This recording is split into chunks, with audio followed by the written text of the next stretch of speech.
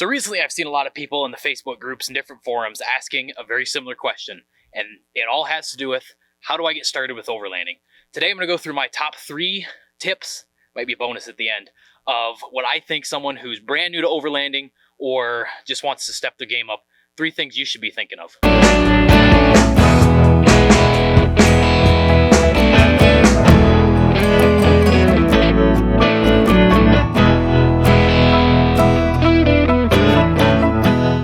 So like I said in the intro, I've seen a lot of stuff in Facebook groups and things of people that are either new to overlanding or want to get started in it or something like that.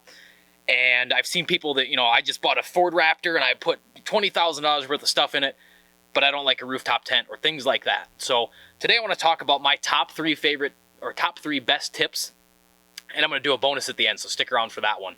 Of ways for someone who's new to overlanding or that somebody that wants to kind of go from that, like just getting started, step their game up to the next level, top 3 tips for that. So my first tip is going to be use what you have. When I got started in overlanding, I'd already been camping for a while and I had a lot of stuff already. So I had sleeping bags, we had a ground tent, I had my Blackstone that I had bought way before that, and I just started using all that stuff. And then as I got out on the trails and started figuring out what I wanted and what I needed, that's when I started buying things. So I picked up this rooftop tent after a while. I just recently picked up this fridge. I added stuff like that. I would say that would be the best thing you can do, is to just get out, start using what you have and identify things that you need. And then as you say, hey, I need a fridge for this, then buy a fridge. But don't go out and buy a fridge if you're just going out for some weekend trips. I'm just on a weekend trip now. Yes, I'm using the fridge, but I easily could have gotten away with a cooler. So don't go into a ton of debt just so you can go out and get into the woods. I'd say use the majority of your money to get out, gas money, campsites, whatever you need to, and then just slowly add gear as you identify the need. Tip number 2 is to look for used gear. I've found some really good deals. This tent right here I picked up, it was a smoking deal on Facebook Marketplace.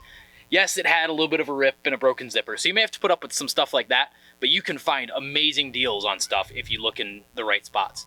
Recently I've seen some Jackery power stations up for, I want to say they were like half of what it would cost new, and they looked like they were in good shape. I never looked at them but the pictures. So there's a lot of things like that. There's multiple Facebook groups that are dedicated just to overland gear trading and sales. So check those out. There's some that are specific areas. I know there's like a Midwest one that I'm a part of. And then there's other ones that are nationwide. So you might have to pay some shipping to get things, but you can find some really good deals on used gear there. Also, if you have gear you're trying to get rid of, that might be a good spot. You can help somebody else out and get some money to buy new gear. And tip number 3 is going to be come up with a plan before you start buying anything. Plan out how you want to set your vehicle up, plan out what kind of trips you're thinking of taking, because if you want to go in, say, northern Michigan, you're going to want to build a totally different vehicle than if you're trying to go rock crawling out in Utah. Or if you want to go up to Alaska, you might need a different rig than if you're going to be in Florida, for instance. So that's one thing you should plan, but also plan on how you're going to build your vehicle. So if you've only got money to put a couple lights up front, but you want to put a full light bar and fog lights and ditch lights and everything else, you could run all those wires at the same time. Well, you've got all your gear out, you're cutting wires, you're crawling underneath the truck, running things. And then when you have the money to buy those other lights, you can just connect them instead of having to get all your wiring tools and everything else out and doing that again.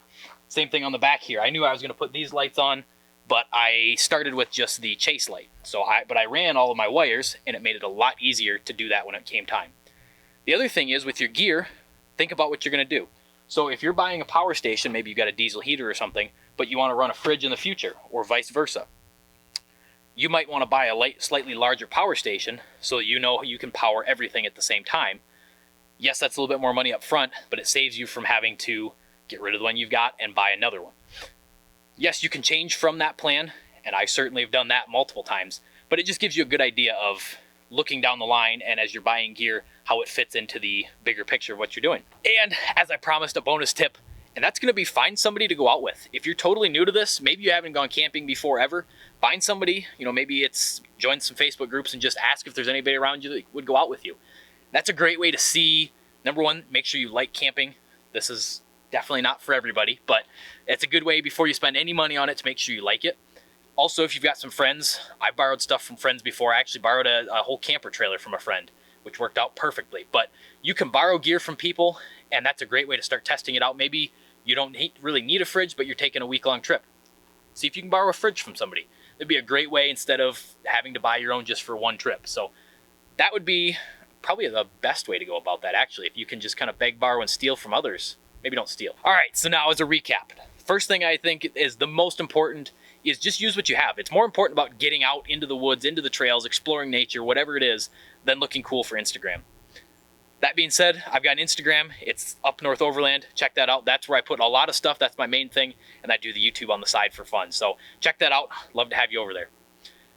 Number 2 is check for used gear. There's a lot of stuff, you know, people upgrading, people whatever. You can get some really good deals on used gear, and it's pretty good. I mean, this tent here works out awesome. Just got to be a little careful with the zipper, that's all. Number 3 is plan it all out, because you can save yourself a lot of headache if you buy the stuff that works with your future plans ahead of time right up front. Much easier. With that, thanks for watching.